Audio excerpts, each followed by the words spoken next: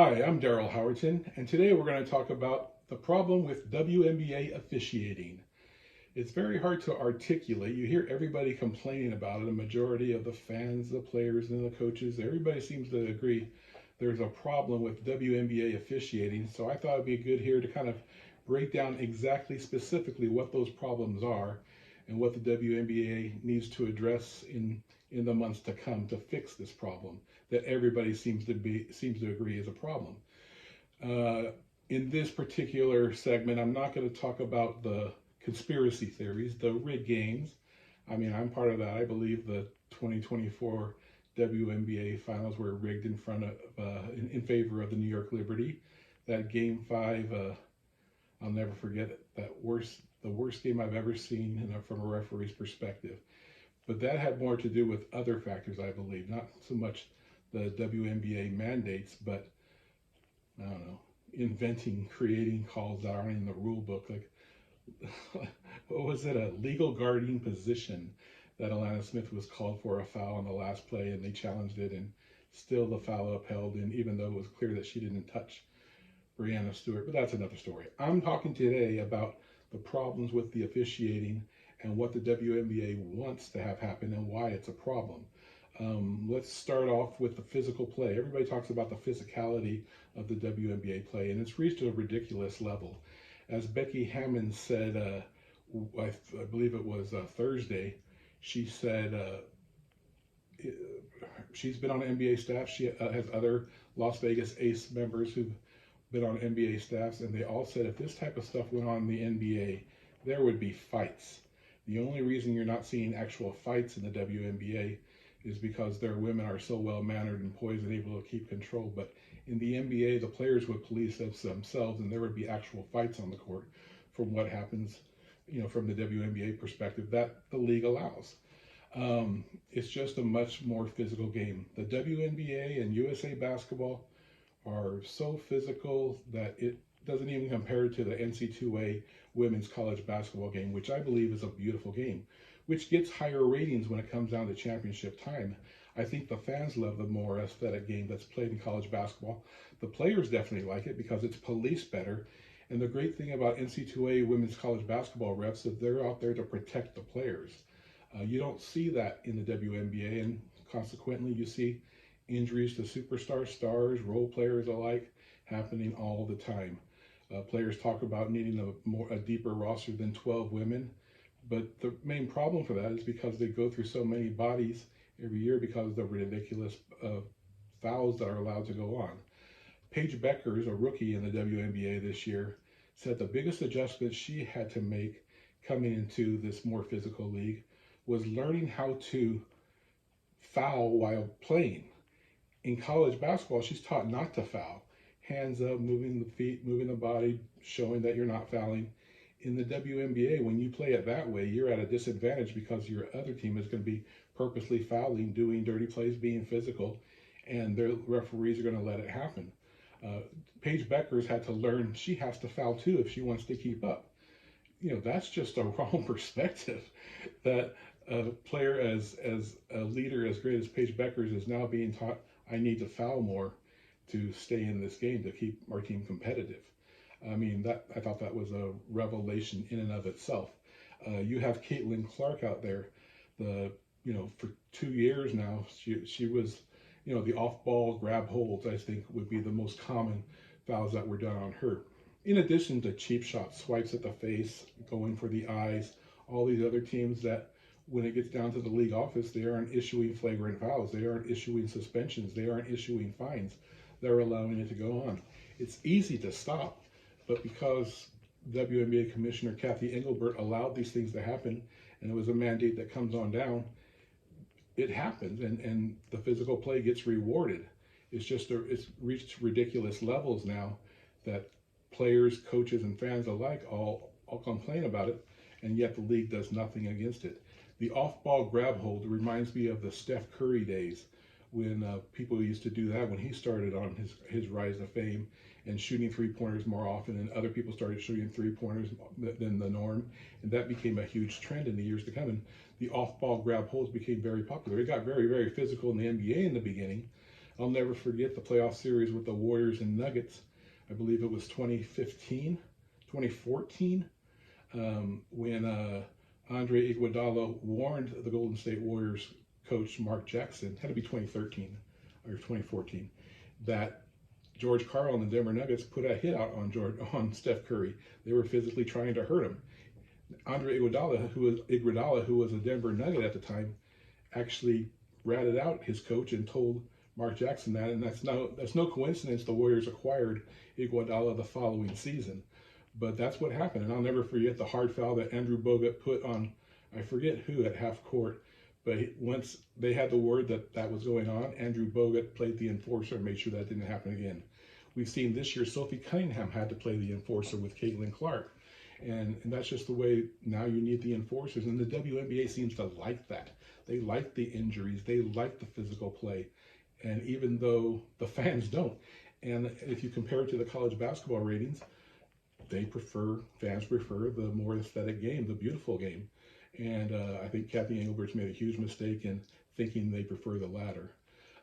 When it comes to other things, other tactics, Nafisa Collier, Asia Wilson, they're often subject to what I call poking the bear, where they'll be in the key trying to maintain position and they're getting hand checked and bumped out.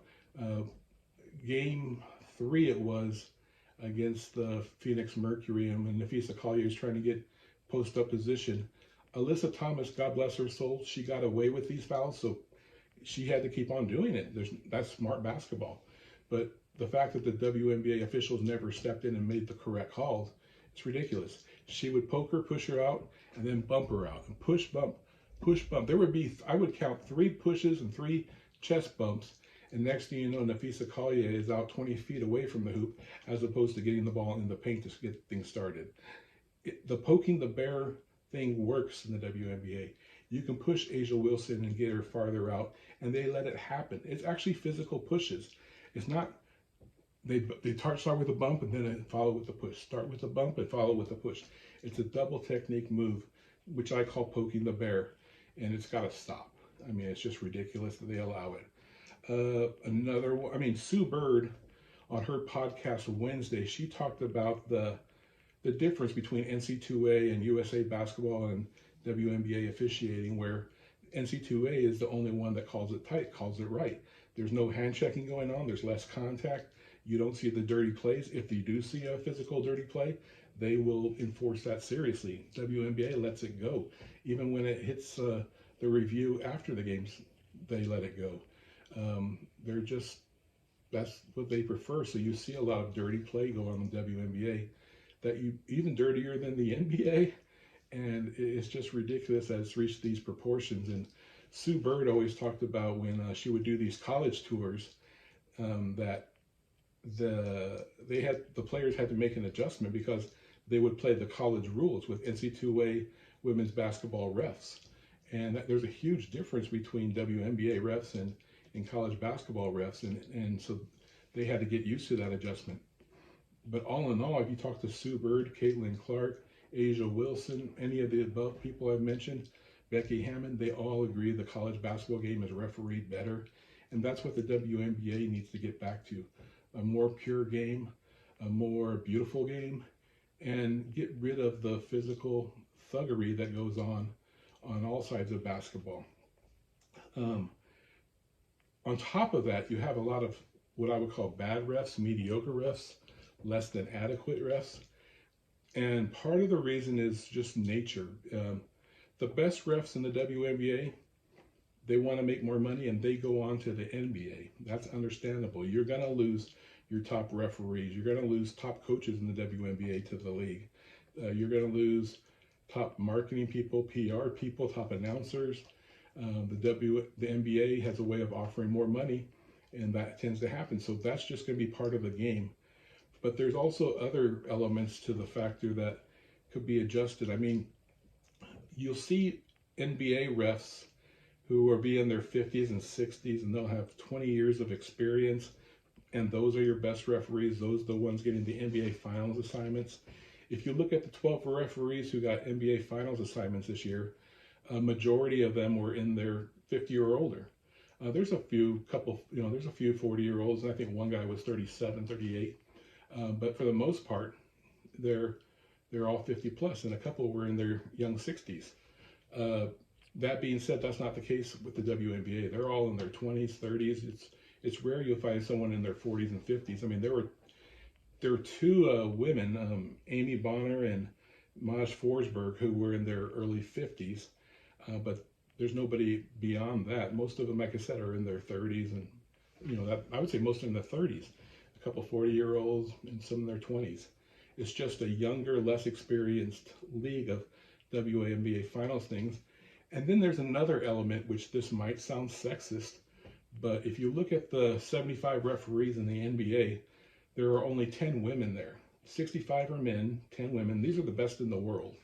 They, so they've determined that 10 women are at that stage now. And a couple, back in the 20th century, there were no women referees. So it's quite an accomplishment, and it's great that we have at least 10 in there now. But it's a very, it's a minority portion of the league. And as time goes on, hopefully it grows to 15 and 20. But it takes time to establish that experience. Most of these women, like I said, there's only a couple 50-year-olds. Most of them are in their 40s and 30s and 20s. So they don't have the experience that the men do. And yet, if you look at the WNBA finals assignments, 6 of the 12 referees are women. And they don't have the experience. I mean, granted, the men in this league are young too. They're all in their 20s and 30s looking to make their mark to jump to the NBA. So it's just a very inexperienced WNBA playoff crew, whether you're in the semifinals, whether you're in the first round, or whether you're in the finals. It's just a very inexperienced league. And there's, 0 of the 12 referees in the NBA finals were women, and yet 6 of the 12 in the WNBA finals are women. So there's that imbalance that goes on because I think the WNBA thinks they have to meet certain quotas. Like they cannot let more men in this league be in positions of power than women, even if they are doing a better job, even if they have more experience, even if they are better qualified. And when you start making moves like that, the quality suffers. I believe that they should gradually be working up to the WNBA having it would be great if one day there was a natural 50-50 split, but right now it's not natural. They force the situation. I think that's another reason why you don't see the best candidates available. Mark Cuban brought up a lot of points too, how they don't develop like they should.